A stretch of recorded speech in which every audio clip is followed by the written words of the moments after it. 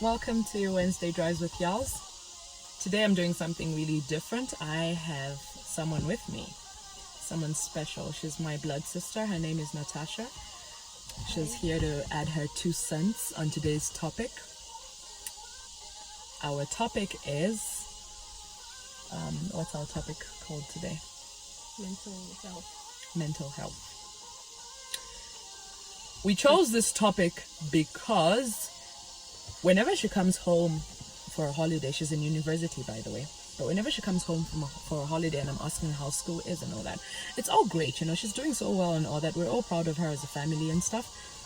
But the main topic would always be, you know what, Charlotte, sometimes I don't know what to advise my friends that go through certain stuff, you know, and we're classifying it as mental health, you know, different types of anxiety and all that her friends go through. So usually she turns to me to talk about it and just try to, you know, pick out a little bit of advice that she can take back to school with her, you know. So for me, it really has become something I feel like we should bring an awareness to it. People don't take it seriously.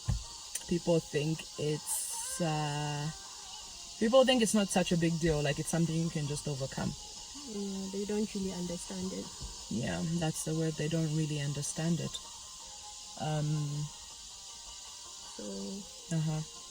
Okay, so anxiety is basically the feeling of worry.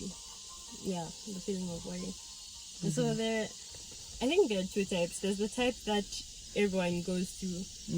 Like you have one person that maybe a situation comes up and they worry about it, and then another person that just worries about everything, like every day. Yeah, worries about everything every day. So for us students, I feel it really hits us. How can I put it? It hits us both socially and academically. Yeah, so socially, obviously, we have the situations where we avoid people, where we just want to isolate ourselves, where we hate crowded places. Oh wow, there's also, you actually hate crowded places, hey? Wow. Okay, how can I put it? I've got this friend who really isolates herself, like at school. Yeah. She comes up with excuses just not to be with people. Like she locks herself up in her room, and then she comes up with excuses like what? Just excuses that don't even make sense, you know? Like, oh, I need to iron the floor. Just doesn't make sense. What? And they don't understand, you know? I need to, oh, my fish is drowning or something like that. Yeah, I know. I get those excuses. And then academically, I can say, like maybe focusing in class, your mind just wanders to other places. Yeah. And even just, like, you know how in university you need to have presentations, eh? Yeah. So you can't really, since you're in front of a lot of people, you can't really say what you have to say. Yeah. So maybe you research and you have so much to say in that presentation, and then when the presentation comes and you're standing in front of a lot of people, everything goes. Yeah. You just say one paragraph and it's done. Yeah. You don't really say a lot of things because you're worried. You're worried about what people are thinking of you. Maybe people are noticing things on you and everything. So it's just really bad. Yeah. It's really bad. So, that's it really. What else is there to worry about? I don't know. I think basically we obviously can't tackle everything in this time, but I think you have a slight idea of where we're going, or you know someone probably that's going through this as well, you know. So it's all, you know, mental health is something so serious, and I think the reasons why these kids don't open up is probably because they know what they're gonna hear. Someone's just going to say, oh, pray about it. Oh, just be strong, you know, just be, like, they don't really need to hear that. Obviously they know they need to pray about it, obviously they know they need to be strong. They don't have a choice, you know. How about giving them some advice that they actually haven't heard before? How about actually getting them some help if you can, you know, from a professional therapist or something like that. Just something to ease that load off them. The load is all here. Or even if you have no way of helping, just listen to them. Yeah, Like, listen exactly. To what they have to Listen. say. Just listen. Sometimes, like for me, I'm able to like tell if my sisters are going through stuff or if my friends are going through stuff and they come and talk to me. Sometimes it's not advice that people want. They don't want to hear you advise all the time. Sometimes they just want you to actually shut up and listen. Just hear them. Let them cry. Let them take out their frustrations, you know, swear, scream. Let them just take that out. And you'll find that most of them actually end up feeling better because it was all bottled in. And it was just boiling and boiling and boiling. And then it was going to explode at some time that wasn't obviously going to end well or something. So when they bring that out, they actually feel better. There's not all the time that you have something to say or you have any advice to give. Sometimes just listen. And that's good enough for some of them, for most of them, I think.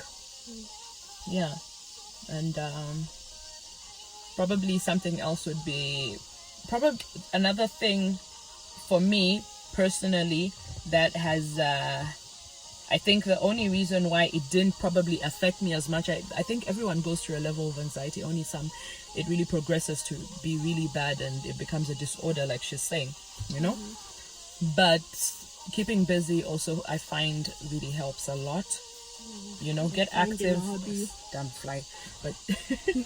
But yeah, get active, find a hobby or something, you know, and yeah, just keep busy. If you're gonna make groups, you shouldn't always put school. Okay, school is first, but then you should have time for other things, you know. You shouldn't just be thinking of studying. Have time for other things. Like, okay, let me read a book, let me go for a walk, let me play this sport, let me exercise, yeah, let me do this and that. Yeah. You need to just learn how to balance it all out.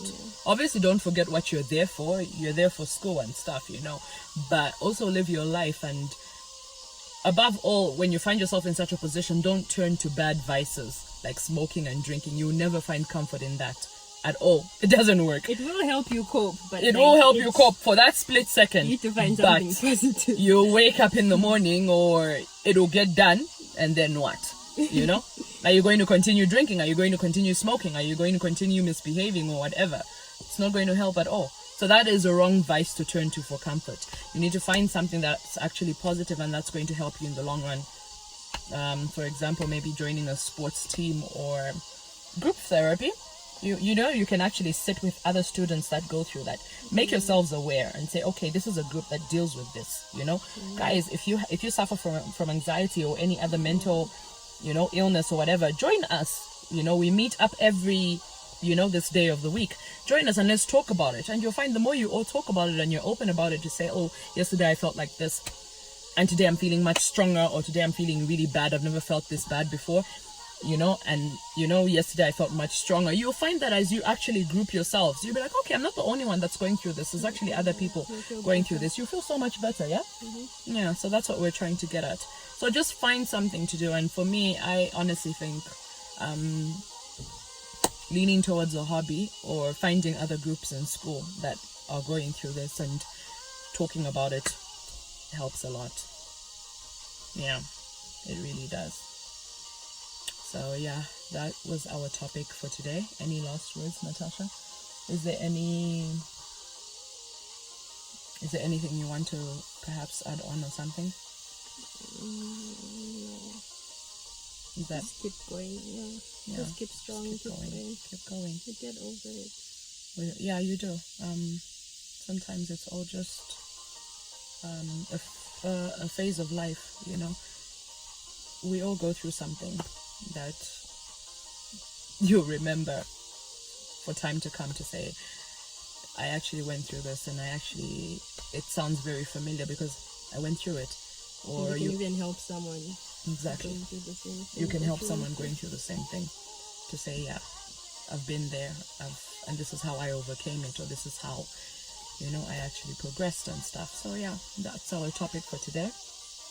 I hope we've actually been an inspiration to someone out there, motivated them, and just let them know that they're not alone in this. There's quite a lot of people that go through this, students or not, even grown-up people go through this whole mental illness, and it's really bad. You'll find some people actually hurt themselves, some people actually, to cope, you find them hurting themselves or trying to hurt themselves or something. Don't take that lying down, and don't look at it as just what's wrong with you. Deal with your issues, take it seriously. Try to get them help, and just listen when they speak, and if there's nothing you can do about it, just listen, be an ear. Take them away, take them for a drive, take them for a walk, so that they're not always, check up on them or something like that. It's important. So yeah, I think that's it. That's our serious topic for today. Yeah, quite deep. So yeah, don't panic. You've got this. Don't panic.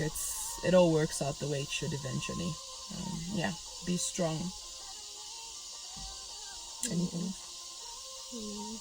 Okay, all right. Thank you so much for joining us. We'll see you again next week.